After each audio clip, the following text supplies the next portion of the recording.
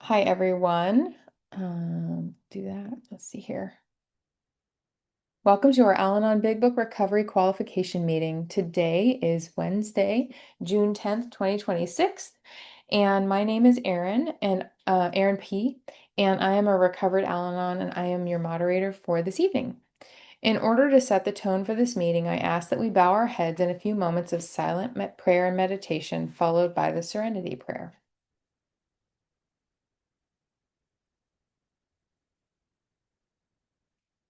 God, grant me the serenity to accept the things I cannot change, courage to change the things I can, and wisdom to know the difference.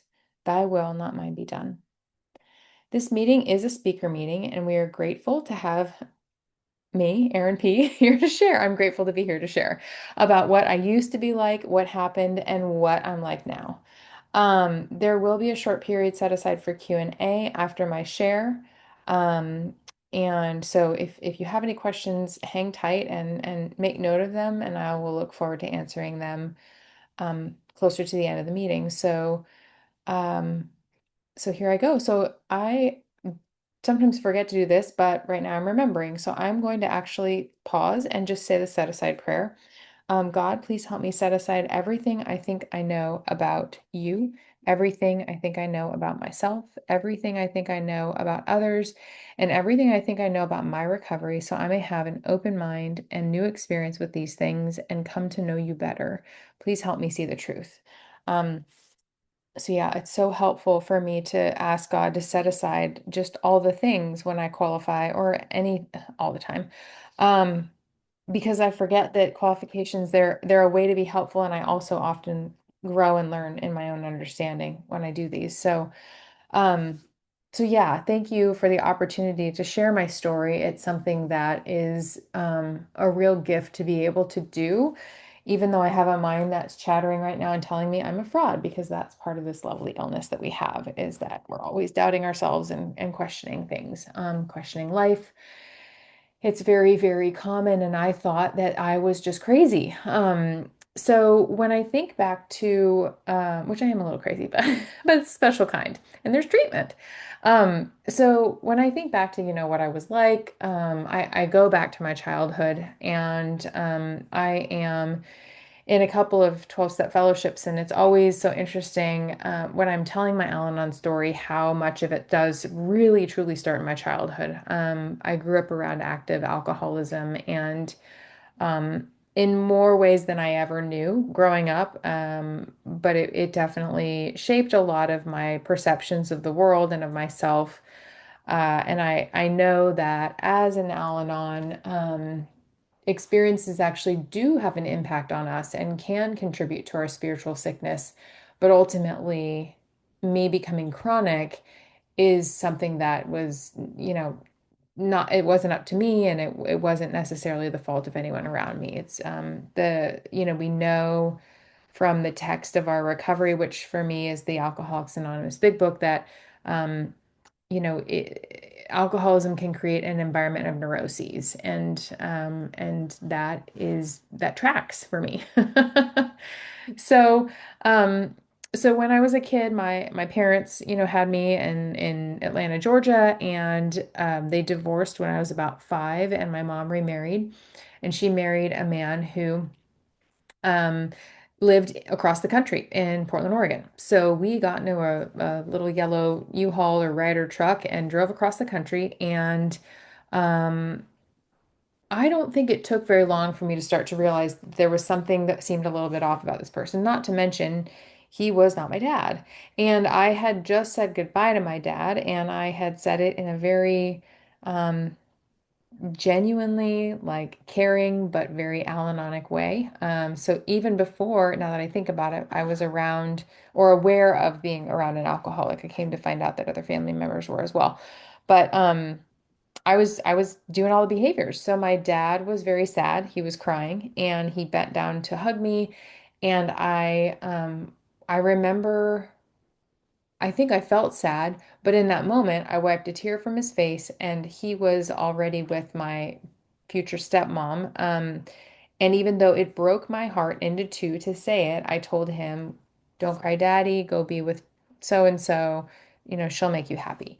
So there were a lot of stories that developed in that moment. I needed to take care of my dad's feelings. I didn't know how to feel my own feelings. It even then I feel like there was a part of it that felt selfish. Um, and then just, the idea that like go be happy. That, don't be sad on my account. Don't have any negative feelings on my account. So, all of those are very codependent tendencies and also just caring, right? Like I was a caring child, and I think that's so important for us to remember about ourselves as we get sicker in this illness. It feels less and less like we're human and more like we're like these really like intense, controlling, conniving people who are also like constantly the victim. And the reality is that, we just develop this sickness often from early on, but it depends on everybody's experience. So we moved across the country, and I was very, very scared very quickly around this person who was extremely volatile, who really seemed like a monster to me, especially through a child's eyes. Um, and I think I probably developed some anger pretty quickly too at my mom for having like taken me to this place that was really scary, that was really dark. Everything seemed very dark from a really young age. Just like everything was just kind of like dingy and not safe. And so even as a kid, I just felt uncomfortable in my social settings, in the school. uh, Kids seemed to be really happy, and I didn't really relate to that. I almost felt itchy around happiness, like I was kind of allergic to it. Um, and I would kind of play the role, I'd play the part, but if I could be sick for the day and just stay home and like lie in my bed, that was like perfect for me. Like I didn't want to deal with people or life or my own family. Um, but then summers, it was like life came into bloom, and I traveled across the country, flew on a plane to go see my dad and his family, and it was all rainbows and unicorns. And I didn't know it, but that was partly because my dad wanted to create a good experience because it was such a limited period of time. And to me, it was like, oh my God, this is the happy place, and that place is the scary place. Um, and so even though I was really happy experiencing this time with my dad and his family, which was, he and my stepmom had a child, and then my stepmom already had a child, so there was like this family unit. I also just got this, I always was afraid about my mom's safety and security in this household where there was this really scary person there. And of course, like we all know that nobody is completely bad, right? Even in alcoholics, no one is. And I guess you have your few exceptions who are just really, really, really sick. But this was a good person, and on many levels, I did develop an affection for him over the years. And at the same time, as a child, he just really scared the bejesus out of me. So even when I was visiting family, I was very scared. And I would go back and forth as I grew up and spend periods of time where I would try living with my dad. And then, I started to realize that like, gosh, the excitement would wear off, and I'd kind of be back in my scared thoughts and my antisocial behaviors. And so it didn't take long for my parents to start also sending me to therapists. And I made my rounds, and I was kind of considered a depressive child. I was anxious. And even in, I think I might have been like 11 or 12, and I was given the what's called a Myers-Briggs test, which some of you may know. It's like a 500 question test, and they ask like the same question in 10 different ways, um, over and over again. And it determines kind of your character makeup. And the guy said, a couple of things over the course of working with him. He was very matter of fact.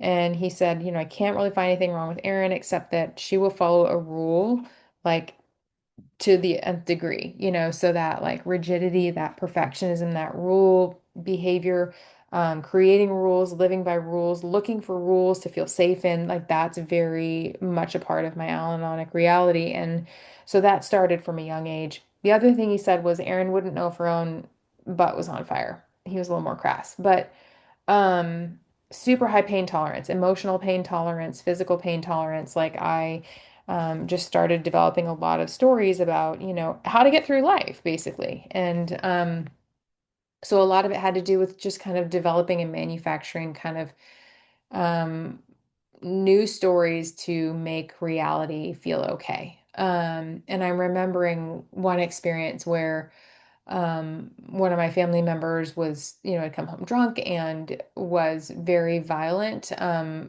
never actually physically, but always would threaten, um, especially another family member's like livelihood, like would point their finger at the other person and say, you ought to be shot. And as a kid, like that was literal. He might as well have had a gun in his hand. And so, um, they were arguing or something, and I went into my bedroom and I remember crouching down and like wanting to scream and just like crying. And in that, I felt like something kind of broke in me at that point. Like I just was so overwhelmed with terror and anger.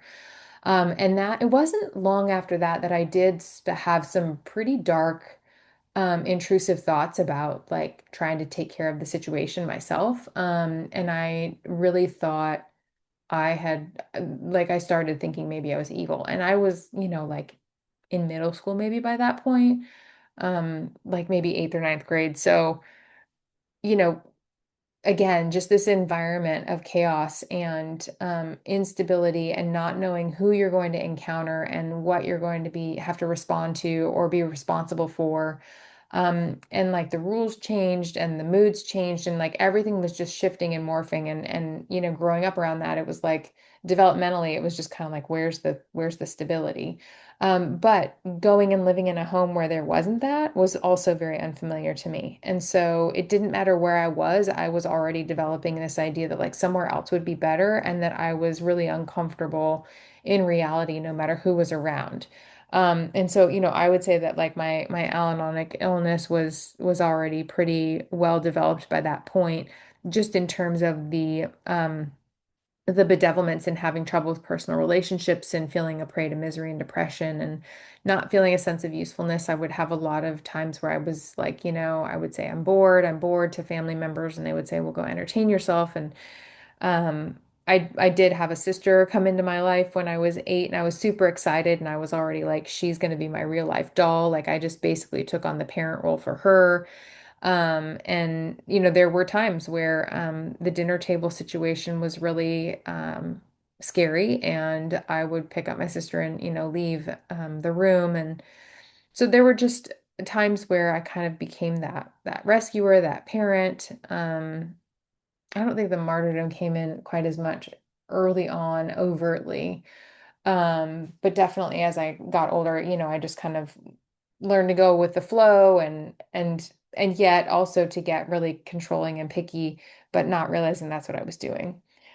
So, so I grew up and I started, going to many different colleges to try to find the right career path. It felt like everything I started with enthusiasm and then really struggled to keep up the momentum and the inspiration. I also developed a pretty significant eating disorder, and that became my companion and my hobby and my everything from about 14 until my 30s. So that was a huge part of my focus. So it was like, and I remember people saying like, this eating disorder and alcoholism are on like parallel tracks. So it's like a lot of times if you don't have one, you have the other.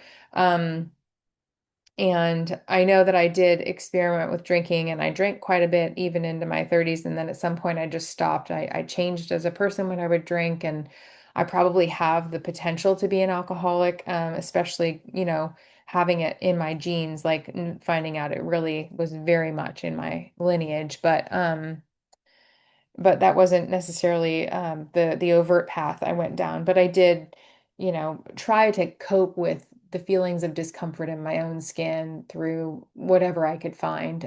So the eating disorder was a big part of it, but also in relationships. And so I found that I would often be attracted to boys who were like the bad boys. They were, edgy.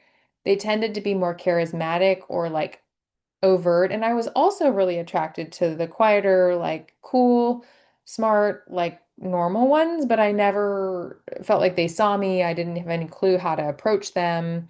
I never felt good enough for them, and that's pretty common with this illness is just a lot of self-loathing, inferiority, while also kind of thinking that like we know everything about everyone.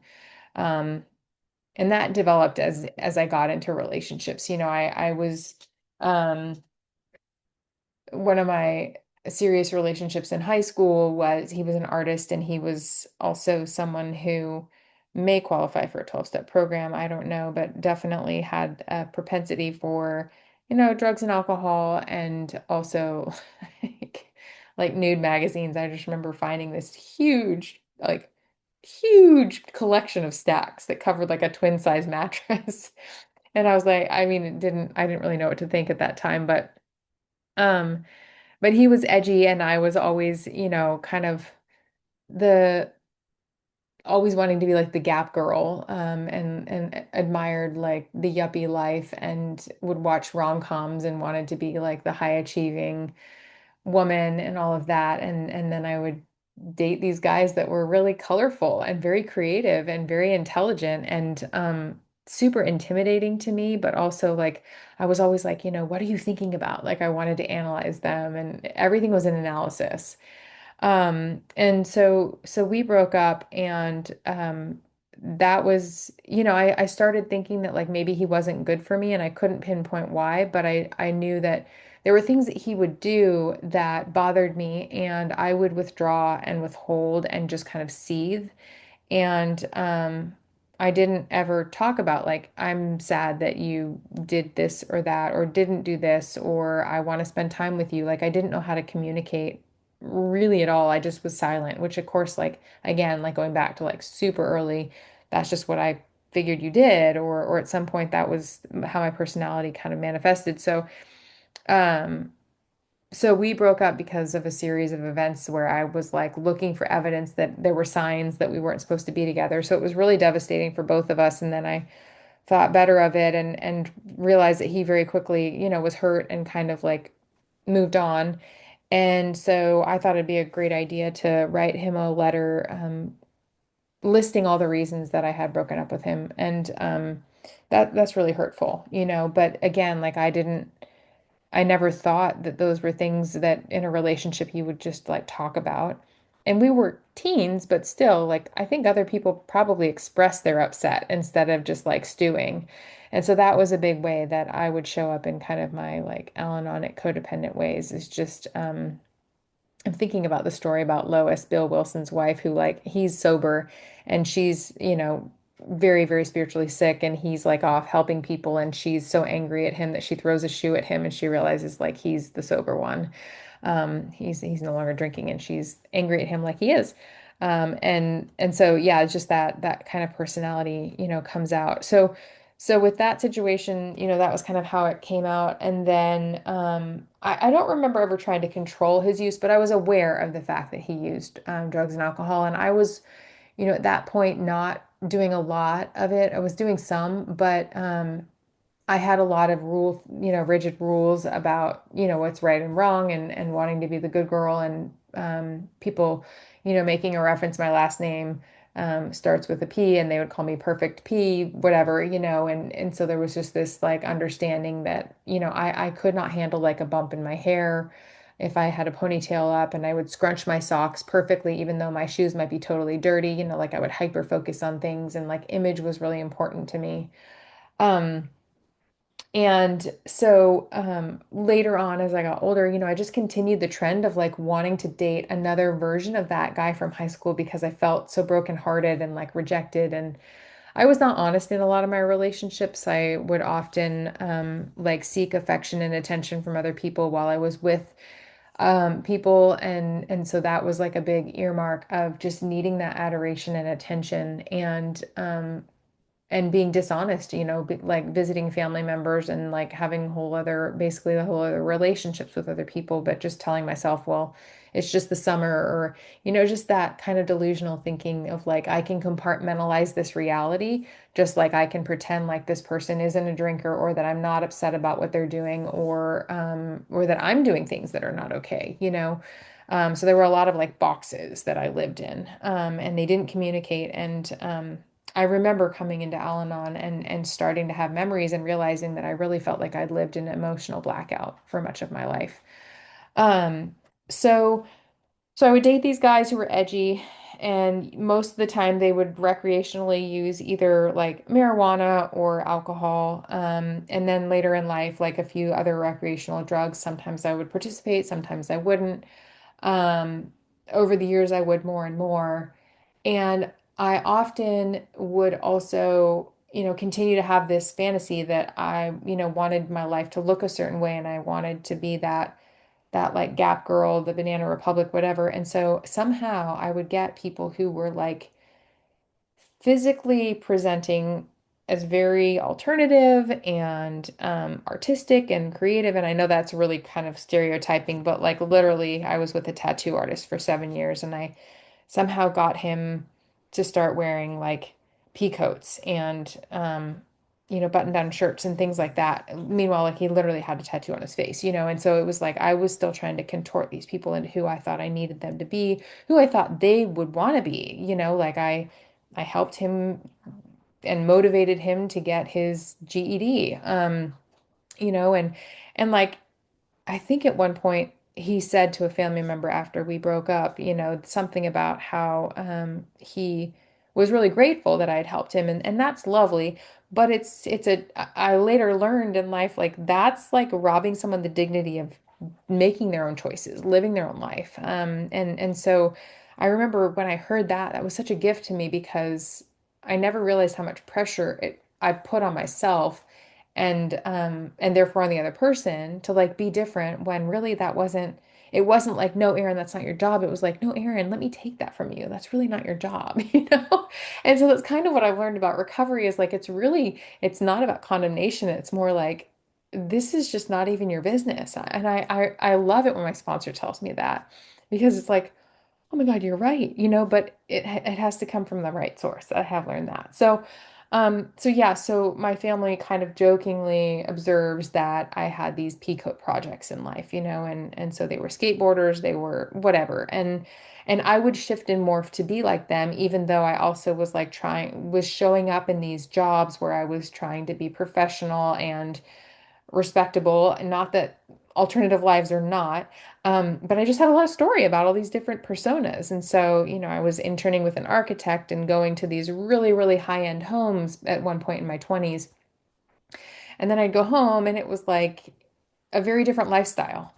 And um and it was exhausting. And it was also something that, by the time I was engaged to this tattoo artist, and this man, he was a man. I just use that as a phrase because it was kind of significant in both of our lives. But um, when I was engaged to this guy, I did start to feel kind of trapped, and yet I didn't know how to get out, because by that point I was pretty much sold and married to the idea of making it work, because the alternative was being by myself, and that terrified me.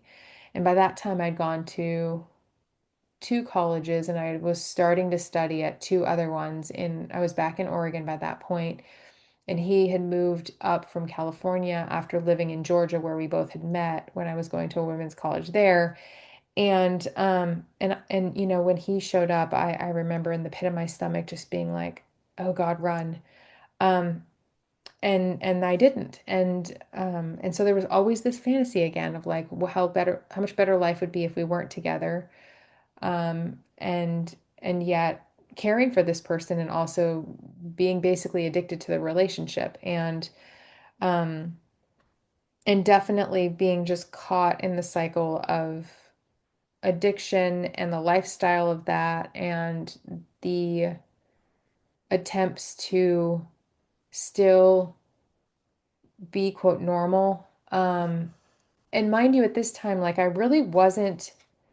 I mean, I knew things were weird. I myself was taking ADD medicine pretty heavily and in my eating disorder and, drinking. And so I wasn't necessarily thinking like his problem was his drinking, but that was significant. And there were experiences that would make any quote normal person decide it was probably not a healthy relationship anymore. And yet I would just kind of be like, it's fine, it's fine, it's fine, and just like build up in this like rage. But I would just medicate with all of my own illness and my own isms.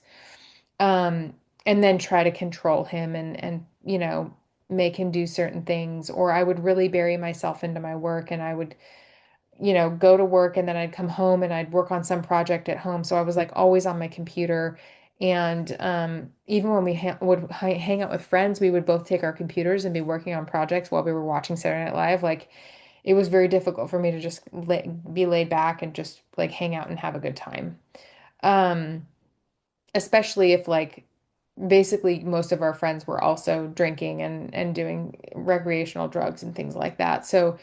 Um, so it was just kind of a challenging life. And there was one week where my parents had gotten me like a birthday gift to stay. I lived like a 2 hour drive from a beach on the coast in the West. And they specifically said this is only for you, like you because I was in my early 20s and they really wanted me to just have some time by myself.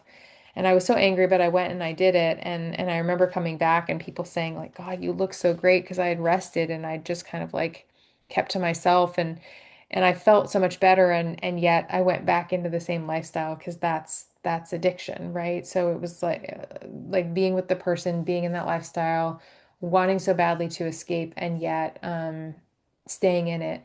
And and I know now that like the situation wasn't the problem per se. Like it, there were so many more variables at play, but I definitely was sure that, the relationship was the problem. So over the years, we ended up moving to Ohio, and I went to school there, and he started up his own business, and eventually, I ended up cheating on him and starting to date someone else who probably has other similar isms as well.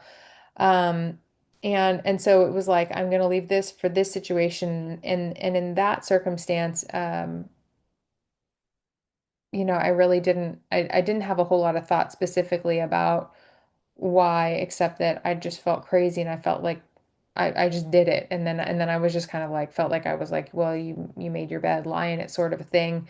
And up until then I had started to want to control my ex's drinking and I also was getting to the point myself where I was, wanting to not drink as much and things like that. And so it was just a really unfortunate time, an unfortunate series of events. And um, I still, though, through all of this, what I had started to say is that I was not really thinking of addiction or alcoholism in those terms. By that point, I had the family member who was the raging alcoholic growing up had gotten sober, had even made an amend to me. We were, having a new relationship, and that was great. And yet still, like I didn't see that I was kind of in it. And that parent often would observe about the people I was dating. He wouldn't necessarily say like that person's an alcoholic, but he would allude to the fact that this is probably not a healthy partner, or healthy relationship. And, I was very much like with one person and the next person and the next. So I was in this other relationship and getting sicker in my eating disorder. And over time that, didn't work out. And then I was in another relationship and again, there was always recreational drug or alcohol use. There was never like a sober relationship really. And it all kind of blends and it's very hazy. Um, so in 2013, I finally graduated from my final course of study, which was general studies. And by that point, I had even at one point flunked out because I struggled so much with focus at school and sticking to my courses and doing my homework. And everything was really just about trying to get by in life. Like every day was like, I just need to try to feel some what I now call ease and comfort. I didn't know what it was then, but I had a lot of emotions all over the place. I'd been medicated for different mental health conditions like anxiety, depression. Those are the big ones. And yet I still struggled with like all of these different manifestations of like chronic illness. And so by 2013, well, it was 2011, I think is when I graduated. And then by 2013, I had made the decision to move to a new state. And I'd been doing my own pursuit of a spiritual walk. I never grew up around religion. Well, I was around it, but I didn't grow up in it in my home. And, um, and so I was always very curious about God. I had conceptions of God. I was very kind of intellectual. Not that I would have called myself that, but that was really kind of how I relate. I related very much in my head to reality and to life. And I always was trying to figure it out. And I would get these like moments of ease and comfort when I'd like solve the puzzle. Or, one family member and we would just like pontificate about things for hours on end. And it was like some sort of weird like high. Um, and so, so I had this idea of a higher power to some extent, and I also had started reading books about like getting in touch with that higher power. I participated in this like alchemy process that was like self-guided internal meditations. I didn't go to a lot of churches by that point. The few I had were kind of hit or miss. I always felt really uncomfortable around the really like mega churches because again, people who were happy really made me uncomfortable. Um, or I should say, I felt super alien around them. Like I felt like you could see my weirdness and my darkness, and like I couldn't understand how they could be happy and laugh, and like it didn't make any sense. Everything was too serious for me. And it was always like there was a rule, like it wasn't even necessarily that um other people were bad, but I didn't know how to let loose. Like I remember getting together with one friend and I admired her so much and she was such a just a breath of joy and she'd had me spend the night and I got up the next morning and there was no real reason I needed to go home except that I like had decided I had some work I needed to do, some project or something I felt guilty about not completing or housework or something. And she was like, you could stay. And I was like, no, I've got to go home. And it was just like I couldn't relax and have fun and let myself do that. Um, so by the time I graduated from college, I'd kind of had this thought of like the state of North Carolina was just like rattling around in my head. And I also had this idea that like once I graduated, everything was going to fall into place and it didn't. And so I really kind of went crazy because I realized like all of my carrots at the end of the stick were not yielding.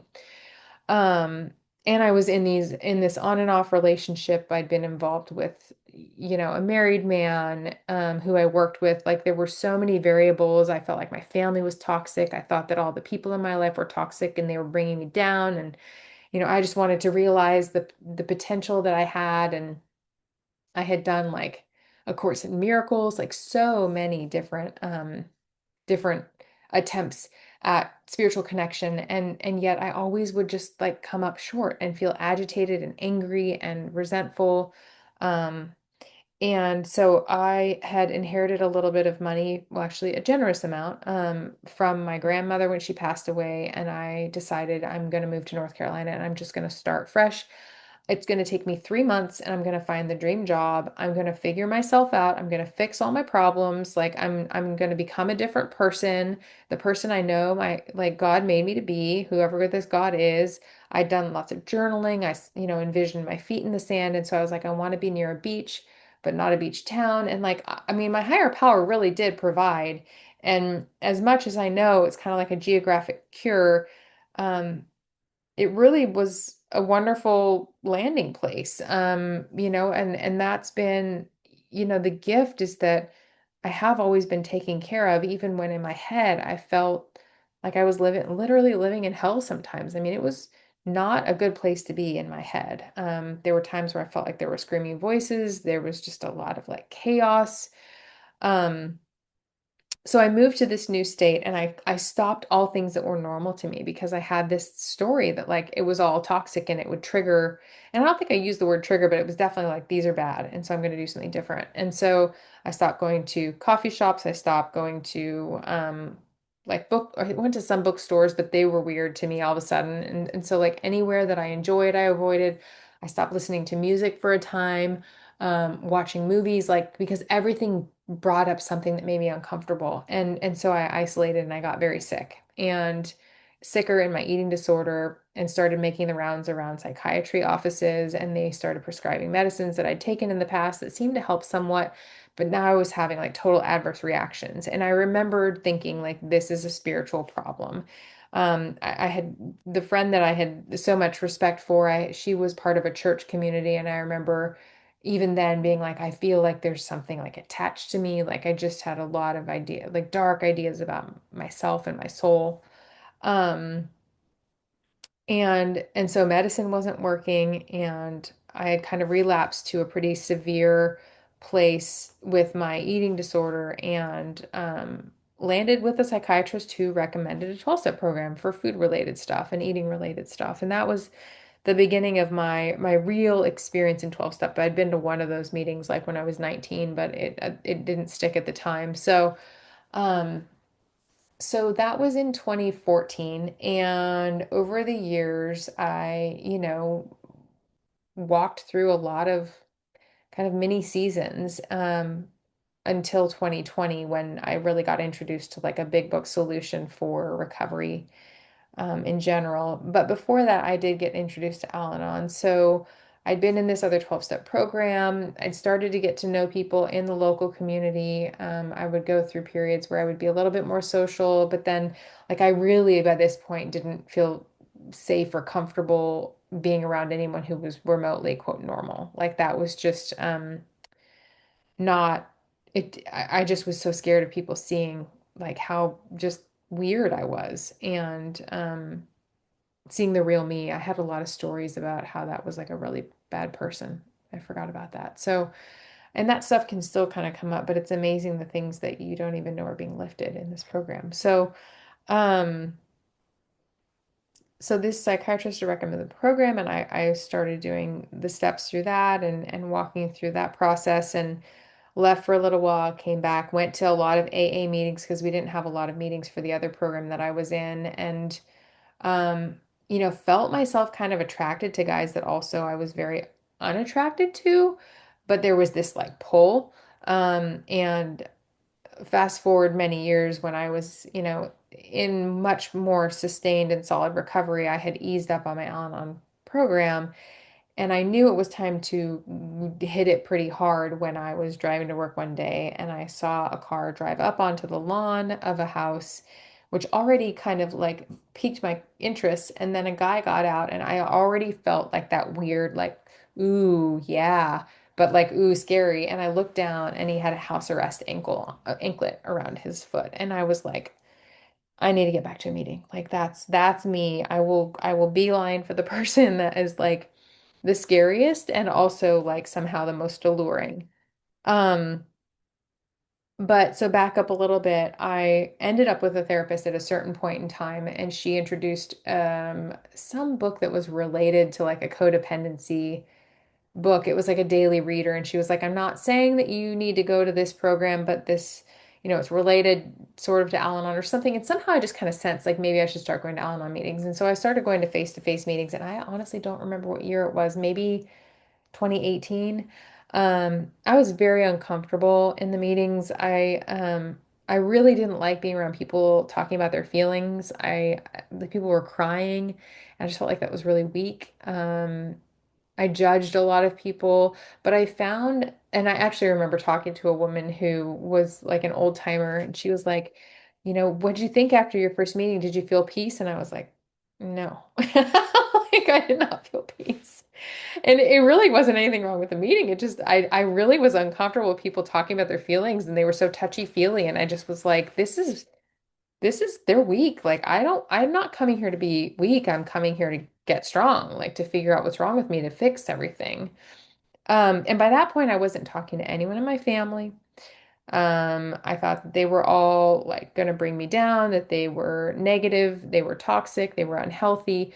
And I was working in a very small print shop and very aware of what appeared to be alcoholism there. And it really disturbed me. very much. Like I was terrified and angry and repulsed. Um, and yet, like not really aware that that was, just kind of like, and it actually felt a lot like I was reliving my childhood. I remember just being like, oh my God, I've really like sunk to some new depths because I'd never worked in an environment quite to that extent of there was just some unhealthy behaviors and treatment of each other. And I was part of that, like it wasn't just, there was a lot of controlling and like weird codependent managing of each other. Um, so as I sat in those meetings, though, what happened was I started having this experience where people were sharing, and it wasn't always what they shared, sometimes it was, but something about being around other people who were affected by this illness, the only way I can describe it is it was like these little tiny memories were floating to the top of the surface of water in my heart, and they were like thawing out and releasing. And when they would release, I would have the memory, and it was like I could breathe. It was like, oh my God. And even if it was the scariest, most painful memory, in those moments, sometimes it was the most real, it was the best form of ease and comfort. It was like, I know people talk about how, like, in religious communities, sometimes when they feel fully seen and known, there's this peace they get. It was kind of like I was doing that for myself, or that somehow, like, my higher power was starting to give me this capacity to, like, experience these moments that were painful, but like so necessary and integral to my like integration as a human. And they were just tiny moments. And even now, when I get them, I'm so thankful because my story, and it is a story, but my story is that they're like they're little nudges from my higher power. Like I'm still here. I'm still making progress because this stuff can get tiring over time. Living life, being recovered, it's so beautiful and it's also hard work and life is life. And so having those moments of like, oh wow, I have that memory, like even if it's painful, there's a peace about it. So I knew something was happening. Um, and yet I was still struggling in my eating disorder, and so I eventually ended up getting involved in a fellowship that was entirely about the Big Book as a solution, the Big Book of Alcoholics Anonymous, and um, there I was no longer supposed to attempt to control my eating disorder or any aspect of, anything having to do with it, and that was all very scary and very new, and it was very fast track. It was like we're doing this, we're hitting the ground running. And I started to experience some definite indications of recovery. Uh, I also was going to Al-Anon and working with an Al-Anon sponsor, and she was a lovely woman, and she was so kind and so helpful. Um, and I was getting pretty sick in my Al-Anon. And I didn't know that's what it was, but I lived in a condominium apartment community, and I had a neighbor, and I remember it was by this point it was during COVID, and I would have a hard time not getting distracted by the activities happening outside the window, and that wasn't always an issue for me. Like I would go somewhere and I would eavesdrop, like I couldn't unhear everybody else's life. Um, I always wanted to have a say in it or contribute, or I haven't even gotten into the ways that I tried to parent my siblings and tell my parents how to parent. And I mean I was just yeah, I took that role on very seriously. And so I was sitting by, I could see the dumpster, and there was a couple who were in and out of recovery from drug addiction, and they had a small child. And I have, in the course of my life, I've had two abortions. I've had a lot of grieving around that. I've had a lot of story around that, and always wondered, like, am I going to have another child? Am I supposed to foster? Am I supposed to adopt? Whatever. So at one point, the parents relapsed again, and the ambulances would come, and I was like convinced but terrified that like my higher power wanted me to adopt this 2-year-old child. Um, Liberty was her name, that's right. And I remember talking to some person in Al-Anon and just like crying and being like, I'm so worried for the baby, and I think I'm supposed to adopt the baby, and da, da, da. And I didn't take any action, thankfully, in that direction.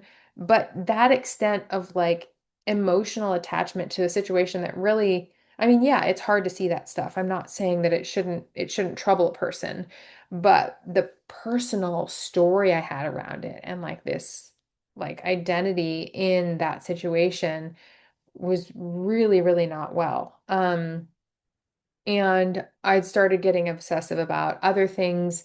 I went through a period of time where I found my religion and my faith community, and this was before Big Book, but I would go around driving around thinking that I was on mission for my higher power, and I would basically walk up to the people who I felt the least safe around to tell them about my higher power and to tell them that my higher power loved them and to basically evangelize. And I would stop and pray with people I didn't know who were homeless.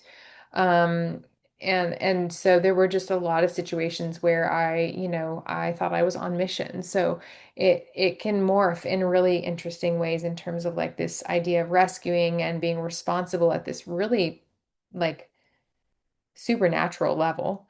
Um, and then also in these like more like localized places like my neighbors. So my sponsor at the time for my eating disorder basically determined that maybe she couldn't be helpful to me anymore because I was having so many obsessions with other people. I was obsessing about a guy who I hardly knew and like having difficulty not like I already knew the sound of the engine of his car, and that was something that I grew up around. Like I knew the sound of the engine of my parents' cars when they would drive in, when they would go out. I was on pins and needles until they came home, but I also kind of wished that they wouldn't come home because it was so scary when they were like just being hyper vigilant and aware of like all these little nuances in life. It wasn't something I tried. I didn't want to be a stalker basically, but my mind was.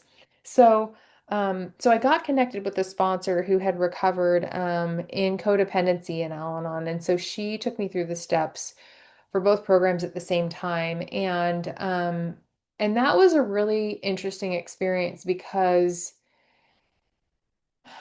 I think I still was learning about my Al-Anon illness, but codependency in general, it really like I remember the third step really stood out to me because she explained to me the difference between living on self-will versus God, like turning over to God. And my first experience in Big Book in a different fellowship was really about willingness with step two. And of course, the powerlessness is like what brought me here, right? Like I really didn't fully understand how powerless I was over my Al-Anon until a couple years later. And if I have time, I'll tell that story, but I don't want to take up from the Q&A. But um, so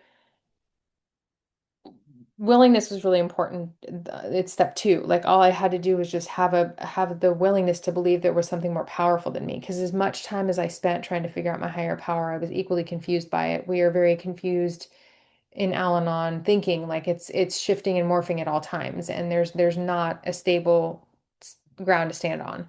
And so my mind wasn't reliable. So one day I needed my higher power to be a polar bear, and the next day I needed it to be like a loving romantic partner. I mean, I was just like I was all over the place.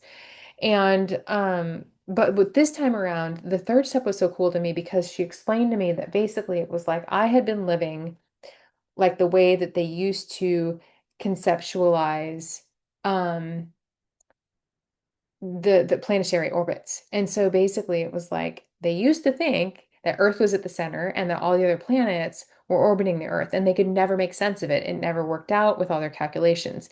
And then they finally realized, no, the sun is at the center, and all these other planets, including Earth, which we think is so amazing, is just another planet orbiting around the sun. And so she was like, that's all we are. We're just basically planetary bodies orbiting around this higher power that's infusing us with life. It's truly like enlightening us. And so our job is just to orbit. It's not to make everybody else orbit around us. And it was so kind. And also so freeing because I could something about that conceptual idea was just very kind. And up until that point, it was very hard in my head. It was very harsh. Like criticism was hard. Um, and that's kind of that message of depth and weight that we get in program is that it can be something really kind and loving. And I didn't know that. So the other thing that really stood out to me was the extent of perfectionism that had ruled my life, that had ruled the lives of others through me. And something about working through the steps and doing the honest inventory and sharing it with my sponsor um, brought about this softness. And I'm remembering that program when I was in that meeting and people were kind and they were having their feelings and I was like, they're crazy. And like all of a sudden I started cherishing softness and tenderness.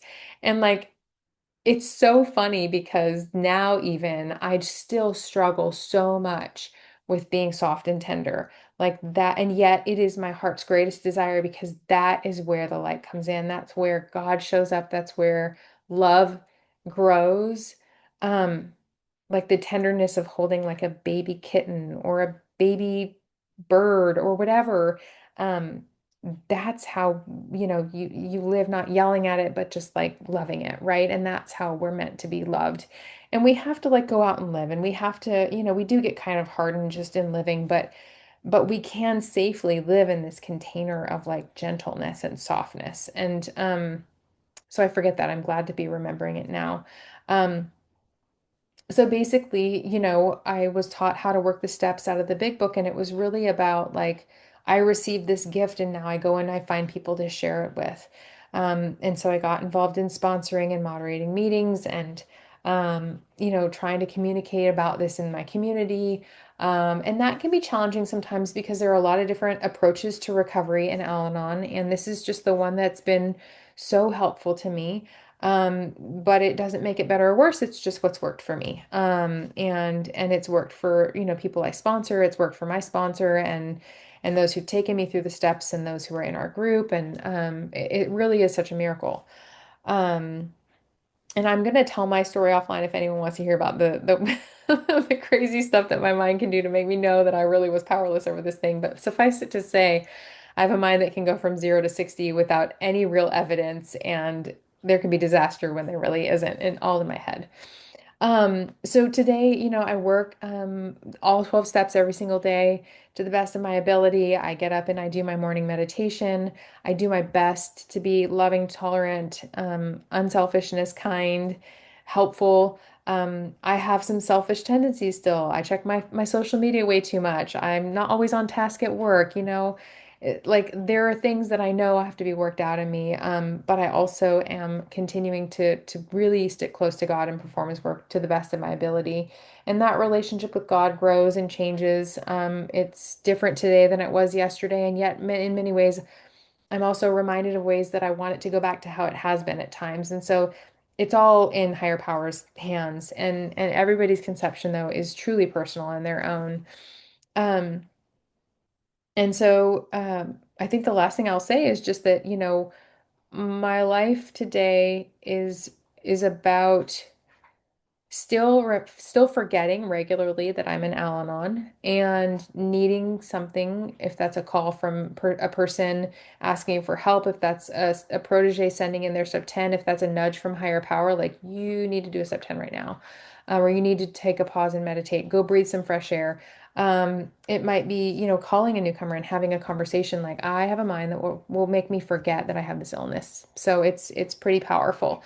But there is a solution. And when we get into the rhythm of it, muscle memory does take over. There is a real change that happens in our thinking, and we can grow in this day by day, bit by bit. So I will go ahead and close with that. And thank you so much for the opportunity to um, share my story. So, does anyone have any questions just for the next, there's like a minute. So did anyone have a quick question that they wanted to ask? I'm happy to answer. I have one. Yeah. What is your favorite book passage? Oh gosh. Um, that's a good question. They change, but I would say what's coming to mind really is on page 47, which is if when you honestly, oh no, not that's page 44. Let me pull it up. Because this was the thing that unlocked the door for me with a big book. solution. It's a combination of step 3 passages, but 47, we needed to ask ourselves but one short question. Do I now believe, or am I even willing to believe, that there is a power greater than myself? As soon as a man can say that he does believe or is willing to believe, we emphatically assure him that he is on his way. It has been repeatedly proven among us that upon this simple cornerstone, a wonderfully effective spiritual structure can be built. So, yeah. All right, I will go ahead and close. Um, in closing the seventh tradition, every group ought to be fully self-supporting, declining outside contributions. This group does not have a payment structure in place and currently has no overhead expenses. If you would like to fulfill Tradition 7, please send contributions directly to the Al-Anon World Service Office by visiting al-anon.org, alanon.org. For questions about this meeting, or if you are looking for a sponsor, please send emails to alanonbigbookrecovery@gmail.com. Recordings can be accessed on YouTube by typing at Al-Anon Step Speaker in the YouTube search box, or on Spotify at Al-Anon Step Speaker Series. If you're interested in other Al-Anon meetings that follow the Big Book, please visit alanonbigbooksolutiongroup.org. Now let's have a moment of silence for the Al-Anon who still suffers, followed by the Lord's Prayer, or a prayer of your own choosing said in silence. Our Father, who art in heaven, hallowed be thy name. Thy kingdom come, thy will be done, on earth as in heaven. Give us this day our daily bread, and forgive us our trespasses, as we forgive those who trespass against us. And lead us not into temptation, but deliver us from evil. For thine is the kingdom, the power, and the glory, forever and ever. Amen. So